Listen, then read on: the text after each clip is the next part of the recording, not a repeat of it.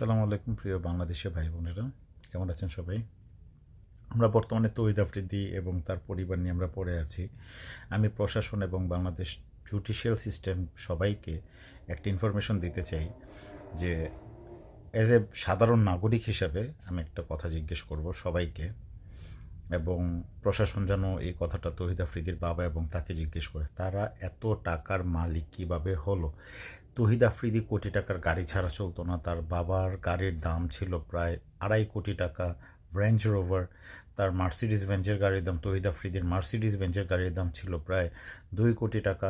আমার যতটুকু ইনফরমেশন জানা মতে, ভুল হলে মাফ করে দিবেন, কিন্তু এই টাকাগুলো তারা পেল কোথায়? এবং সে প্রতিদিন বাংলাদেশি টাকায় সে 15 থেকে 20,000 1 লাখ টাকাও সে উড়াইতো। তো এত টাকা তাদের ইনকামের সোর্স কোথায়? এবং মাই টিভি চ্যানেলের পূর্ব মালিক যে ছিলেন তার কাছ থেকে কেন ইনফরমেশন নেওয়া হয় না এবং তাকে তার চ্যানেলটা কেন ফিরিয়ে দেওয়া হয় না?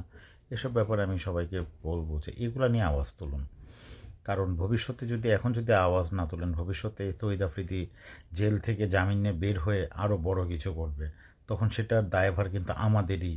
কারণ আমরা কোনো প্রশ্ন তুলি না এবং কোনো রকমের কোনো প্রশ্ন প্রশাসনকেও করিনি। তো আমি প্রশাসন সবাইকে বলবো, ভাইদের যারা আছেন এবং বিজ্ঞ সিনিয়র যারা আছেন প্রশাসনে, তাদের সবাইকে একটা কথা বলবো যে তৌহিদ আফ্রিদিকে এই কথাটা জিজ্ঞেস করুক এবং তার বাবাকে এই কথা জিজ্ঞেস করুক এত সম্পদের মালিক তারা কিভাবে হলো।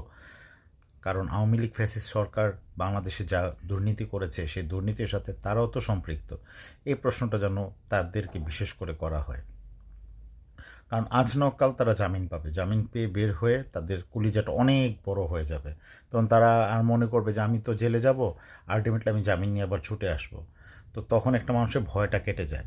তো আমি চাই তাদের জামিন যাতে না হয় এবং তাদেরকে এই প্রশ্নটা করা হোক এবং তাদের সম্পত্তি বাজেয়াপ্ত করা হোক যদি সেটা অবৈধ উপায়ে হয়ে থাকে। আসসালামু আলাইকুম।